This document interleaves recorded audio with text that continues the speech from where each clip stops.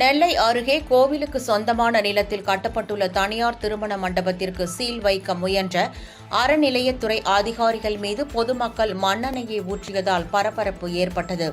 திருநெல்வேலி மாவட்டம் பாளையங்கோட்டை சாந்தி நகரை அடுத்த திம்மராஜபுரம் பகுதியில் ஜெயபார்வதி என்பவருக்கு சொந்தமான திருமண மண்டபம் அங்குள்ள வெங்கடாச்சலபதி கோவிலுக்கு சொந்தமான நிலத்தில் கட்டப்பட்டுள்ளதாக கூறப்படுகிறது. இது தொடர்பான வழக்கு திருநெல்வேலி மாவட்ட நீதிமன்றத்திலும் அதனைத் தொடர்ந்து உயர்நீதிமன்ற மதுரை அமர்விலும் நடைபெற்றது. வழக்கை விசாரித்த நீதிமன்றம் திருமண மண்டபம் கட்டப்பட்டிருக்கும் இடம் கோவிலுக்கு சொந்தமான இடம் என தீர்ப்பளித்தது. இதனை அடுத்து மண்டபத்தை 20 நாட்களுக்குள் காலி செய்யும்படி கூறிய அறநிலையத்துறை சார்பில் நோட்டீஸ் அனுப்பப்பட்டது. கால அவகாசம் கடந்த மாதம் 25ஆம் தேதிக்குள் முடிவடைந்த நிலையில் இதுவரை மண்டபம் காலி செய்யப்படவில்லை.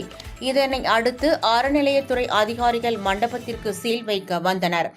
அப்போது வெங்கடாச்சலபதி கோவில் நிலத்தில் வீடு கட்டி குடியிருந்து வரும் பொதுமக்கள் தங்களுடைய வீடுகளையும் காலி செய்து விடுவார்கள் என்ற அச்சத்தில் திருமண மண்டபத்திற்கு சீல் வைக்க எதிர்ப்பு தெரிவித்தனர். மேலும் சிலர் தங்கள் மீது மண்ணெண்ணெய் ஊற்றிக் கொண்டதோடு அறநிலையத்துறை அதிகாரிகள் மீதும் ஊற்றினர். இதனால் அங்கு பதற்றமும் பரபரப்பும் ஏற்பட்டது. இதனை அடுத்து அங்கு கூடுதல் போலீசார் குவிக்கப்பட்டதுடன் தீயணைப்பு படையினரும் வரவழைக்கப்பட்டனர். இதனை அடுத்து பொதுமக்களிடமும் அதிகாரிகளிடமும் அதிமுக மாவட்ட செயலாளர் கணேஷ் ராஜா பேச்சுவார்த்தை நடத்தினார். அப்போது மண்டபத்திற்கு மட்டுமே சீல் வைக்கப்படும் எனவும் குடியிருப்புகளுக்கு இடையூறு ஏற்படாது எனவும் அதிகாரிகள் தெரிவித்தனர். இதனை அடுத்து பொதுமக்கள் கலைந்து சென்றனர்.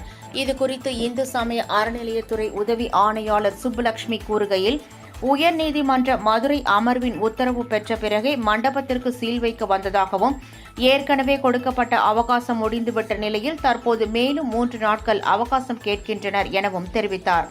மண்டபத்திற்கு சீல் வைக்க வந்த அரசு ஊழியர்களை பணி செய்ய விடாமல் தடுத்துள்ளனர் எனவும், கொலை செய்யும் நோக்கில் மண்ணெண்ணெயையும் ஊற்றியுள்ளனர் எனவும் தெரிவித்த அவர், இது தொடர்பாக காவல் நிலையத்தில் புகார் அளிக்க உள்ளதாகவும், மேலிட உத்தரவை பெற்று அடுத்த கட்ட நடவடிக்கை எடுக்கப்படும் எனவும் கூறினார்.